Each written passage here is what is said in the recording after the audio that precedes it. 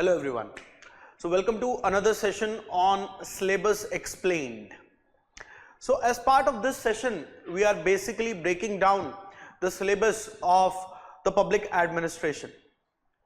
So in this session, we'll be looking at Unit 4 of Paper 1, that is the unit of organizations of Paper 1, Administrative Theory for Public Administration. When it comes to explaining the syllabus, the idea is that we break down the syllabus to its micro details. Why is it important? It is important for the reason that while the UPSC gives us a structured syllabus, but it is not given to us in vivid details. But the questions in the examination and the study that one embarks on has to take care of these vivid details. There are certainly elements, like I say, that are there which reveal themselves only after reading between the lines. So we'll be reading between the lines of the syllabus for the unit of organizations. But to start with, whenever we are looking at the unit of organizations, one aspect is the broad aspect of the organization. What is an organization? And to that effect, there will be theories associated with the workings of the organizations, like system, contingency. But a lot of focus will be on the structure and the functions of the various kinds of organization that are found within the administrative system. While the administration remains an overarching idea, because we are looking at public administration, what are its granular parts?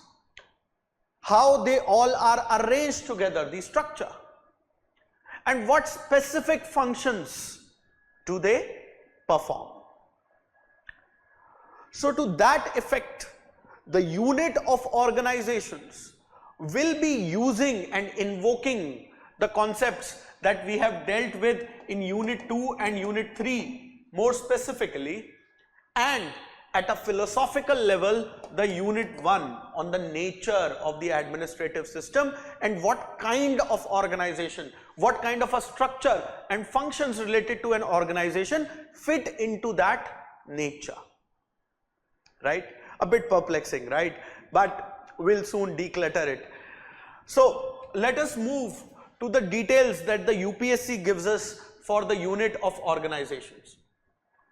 So when it comes to UPSC talks about certain theories, like I said, contingency and systems theory. And then it quickly jumps into the various structures and forms of organizations that probably all of you are aware. Ministries, departments, public corporations, companies, boards, commissions, ad hoc and advisory body. And to a far granular level, the placement of that organizations and the working vis-a-vis the headquarter and the field agency. Just like you have a ministry which is a headquarter, finance ministry a headquarter, but you can have a taxation division which is at the lower rungs, which operates on the ground.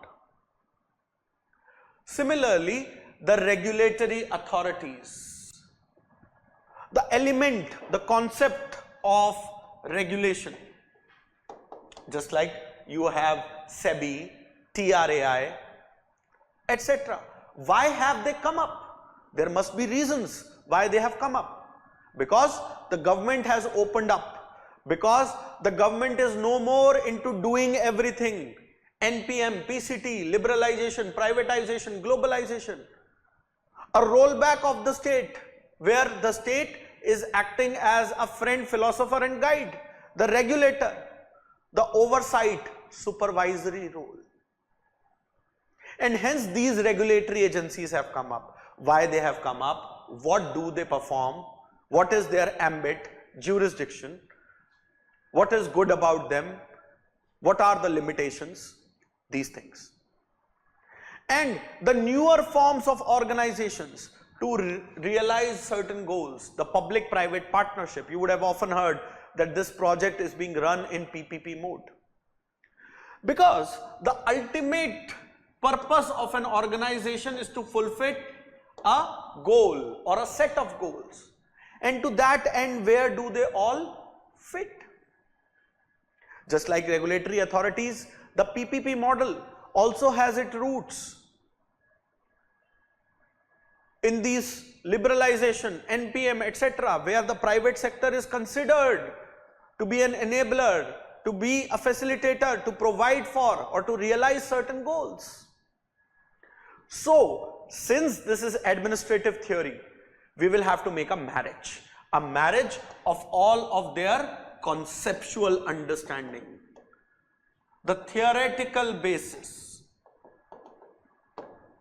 and link them with the practical manifestations. Like I said, the TRAI, the SEBI, when we are looking at ministries and departments, we'll have to look at how they function within the administrative structure, within, let us say, India, compare it with, let us say, US, and things like that, right? So I hope this has cleared the clutter a bit. Now, let us go to the micro details and get a crystal clear clarity in terms of what all the micro topics we need to focus on. So when it comes to organization, the concept of the organization itself, in terms of what are its characteristics, features, what are the principles that govern an organization, how an organization comes into being, the steps in the organizational process. And like I said, organization is meaningless without its set of goals. So what is the determination of objectives? How that organization itself is organized in terms of structures and functions. That means in the attainment of that goal, it will have to carry out a series of activities. How do you group them? What are the principles governing them? So the concepts that we read in, let us say, administrative thought, division of work, specialization, departmentalization, things like that. How the duties, roles and responsibilities are allocated. How the relationships develop, the communication part that we saw, the grapevine that we saw as part of the administrative behavior, and how these group activities are integrated. Just like the communication in the video on the administrative behavior, we have the formal and the informal aspects of the organization. What are the features of the formal organization? Advantages, disadvantages. And similarly for the informal organization, because ultimately all of them have a bearing on the performance of the organization and to the end the realization of goals and objectives. So a positive orientation, a positive contribution will enhance the efficiency and effectiveness, whereas a negative contribution would compromise its quality or the goal attainment itself. So just around the topic of organization, we have to break it down into several dimensions and see it. After we have deciphered the meaning and the various dimensions of organizations, we'll have to get into the theories. The various schools of thought, the classical, neoclassical, modern theories. When we are talking about classical and neoclassical and modern, we have studied this as part of the administrative thought and behavior. So we'll be invoking them and linking it with these aspects. What are the classical theory? What are the neoclassical theories? And the modern theories? Specifically, the head that the syllabus gives us, the systems and the contingency, and various theories will plug in into this broader thematic arrangement, wherein what do we mean by the systems theory? Features, relevance, advantages. Similar thing goes for the contingency theory as well. Just like we study a theory which will be before, it will have its own postulates, its own limitations, advantages, and a successive theory will try to mend those limitations. So there will be comparison orientation, there will be which theory fits in which situation, right? And then as concepts, as structures and functions, we will have to study the various organizations, that is ministries, department, and with department comes the concept of departmentalization, the specialization. These concepts have been studied with scholars in Unit 2 and 3, but their structured conceptual orientation, the deterministic factors that determine what kind of a department will form, the various conceptual understanding and theoretical basis in terms of functional, product, customer, geographic and process departmentalization. These are basically the various ways in which or on the lines of which a department can be formed. So each of these will have their own pros and cons. Which suits where, what kind of a job, what kind of an organization, what kind of a goal is there. Similarly, we'll have to look at the various other forms of organizations: cooperation, companies, boards, commissions, committee, council, ad hoc and advisory bodies. And to that effect, each one of them will have their purpose, structure, function, positives, negatives, and the comparison and the practical manifestations. For example, you have a lot of public companies, the government owned companies, the PSUs, ONGC, MTNL, BSNL, right? Things like that. So after looking at these various forms with structural functional orientation, we move further in terms of the comparisons that are there, the cooperation and department. And then at a placement level, at a superordinate subordinate level, what functions do such organizations perform? For example, a ministry will have a broader umbrella. It will have multitude of sub-organizations within them. There will be a secretariat and there will be field organizations. So in that sense, the headquarter and field relationships, how do they come to work together? What are the process flows? How a goal is realized? And in that sense, the various kind of relationships on the conceptual lines based on their functional or their role orientation, the territorial, the geographical orientation, right? A mixed, a matrix kind of an orientation. And what are the challenges, the problems of headquarters and field relations? Because these are the areas on which UPSC has frequently asked questions. Okay, concepts like psychological stereotyping. What are the differences when it comes to HQ, headquarters and field, when it comes to remuneration and privileges? A tenural system which is cardinal for stability and efficiency of an organization. Why am I saying this? Because these will come across both as theory as well as you can see it in the practical manifestation. Especially this will link to the union government and administration and state government and administration unit in paper 2. What are the various issues and the determinants in this equation between headquarters and field, the technology, expertise, resources, the importance of communication or the lack of communication between the two, and how and what methods, initiatives or interventions need to be made to improve upon these limitations. After HQ and field, we'll be looking at the regulatory authorities, which in the pub-ad theoretical sense are called as independent regulatory commissions, because they have a history,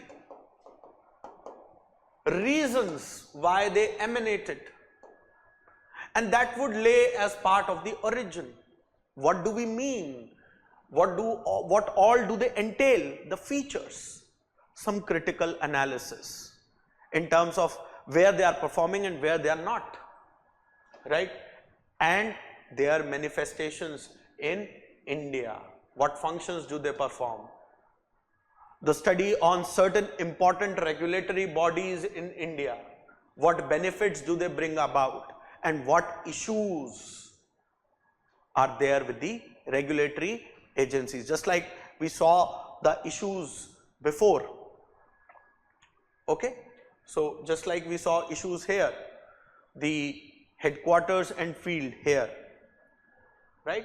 So in a similar manner, we'll have to see the issues with the regulatory agencies. After regulatory agencies, a new form of organization, a fairly recent, if we take a bigger time scale. By recent, I do not mean 3-4 years, right? At a bigger time scale, in the larger canvas of the public administration and the organizational analysis, the public-private partnerships. And this PPP actually operates on various models, and I have listed those models: bought, build, operate, transfer, build, operate, own, build, own, operate, transfer, boot, build, operate, lease, transfer, design, build, operate, transfer, operate, maintain, transfer, toll, operate, transfer, the engineering, procurement and construction aspect, and the need for this model, the various issues. So each of these models will have their own features, advantages and disadvantages. The hybrid annuity model and their advantages and disadvantages. And what scope does PPP comes? Because PPP is largely a phenomena, especially in India, after the LPG, that is liberalization, privatization and globalization. In the light of better service delivery, NPM. So there we will have to invoke the philosophical undertones from paper 1. And what are the limitations? Similarly, a survey on PPP in India. So while paper 1 is labeled as administrative theory and we have to study the theoretical conceptual aspects, but there are spots in paper 1 where the India specific aspects come into the picture. Nonetheless, you should also have awareness about the India specific aspects to give examples. So PPP in India and the various dimensions, how they have performed, good, bad, ugly of them. Okay, there are various PPP related institutional structure. PPP cell in Ministry of Finance, Kelkar committee report on the PPP. Because the hybrid character of the questions have warranted that we study these aspects. So this unit also marks a point where from a core theoretical aspects where we'll be using Indian scenarios as examples, we are slowly drifting towards more practical, more action oriented aspect of the study. And therefore the 4 units, introduction, thought, behavior and organization, represents a sizable chunk of the paper 1 that is asked in the examination, and this is where the transition begins. So after PPP, basically we exhaust the unit as such. Now let us look at how it has fared in the examination vis-a-vis trends. So roughly 26 marks out of 400 over the past 9 to 10 years every year, and the questions on regulatory authority dominate, whereas the theoretical aspects on systems and contingency theory, ministries, departments, headquarters and field relationships are there as well. You would be seeing a category where I have pointed out as abstract. This abstract for a reason that the question will have a hybrid characteristic. It will touch upon multiple things, or it will be very broad to encompass a lot many aspects on its own. If you look at the question placement in the exam, largely again part A of paper 1. Look, question 1, question 3, question 4 and question 2. So once every 3 or 4 years a question in question 1 that is compulsory, but more importantly as part of 2, 3, 4 you will find that questions 15 marker, 20 markers getting asked. So while it does come in choices, but you don't have choices all the time, in the sense that you will have to attempt at least 1 out of 2, 3 and 4 at the cost that you will be attempting at least 2 out of 6, 7 and 8 question numbers. So with this we have come to the end on the deciphering of the syllabus, the breaking down of syllabus and the syllabus explained for organizations. I'll see you in another video in deciphering another unit for public administration. Thank you.